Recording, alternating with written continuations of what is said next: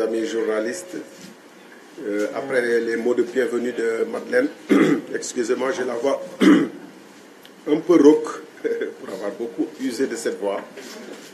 Je voudrais vous remercier d'être venus nombreux à ce point de presse qui porte, comme cela a été dit, sur l'affaire de l'Azer. Il vous souviendra que cette affaire dure depuis plus d'1 an et a connu de multiples rebondissements. Et je suis convaincu que l'épisode qui nous réunit aujourd'hui est loin d'être le dernier rebondissement dans une affaire extrêmement complexe.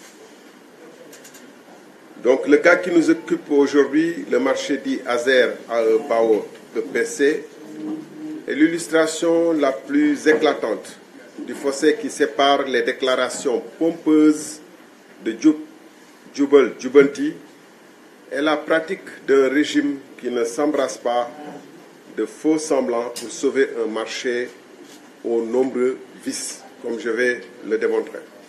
Mais l'on peut se poser la question de savoir à quelle fin toutes ces contorsions pour sauver un marché qui est entassé de si nombreux vices.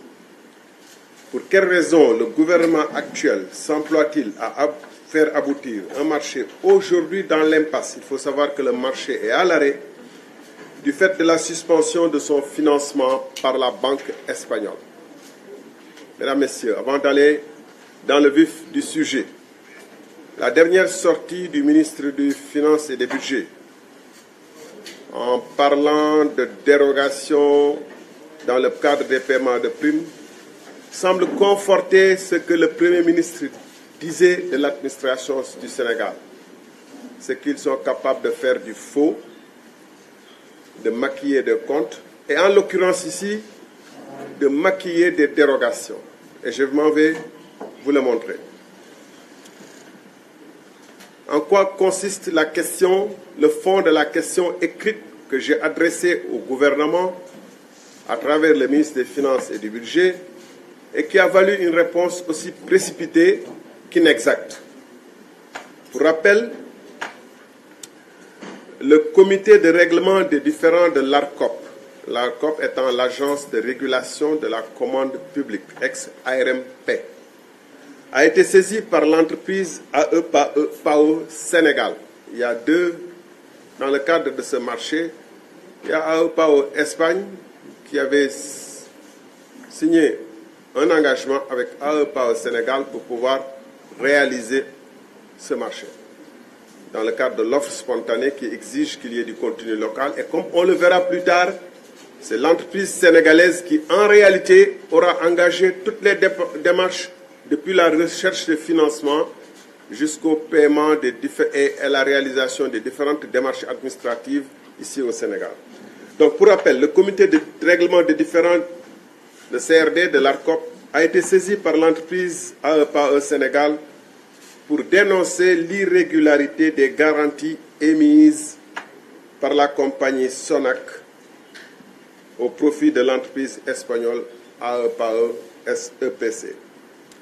Dans sa saisine, l'entreprise sénégalaise informait que les primes n'étaient pas payées au moment de l'émission des différentes garanties de soumission, de bonne exécution et d'avance de démarrage.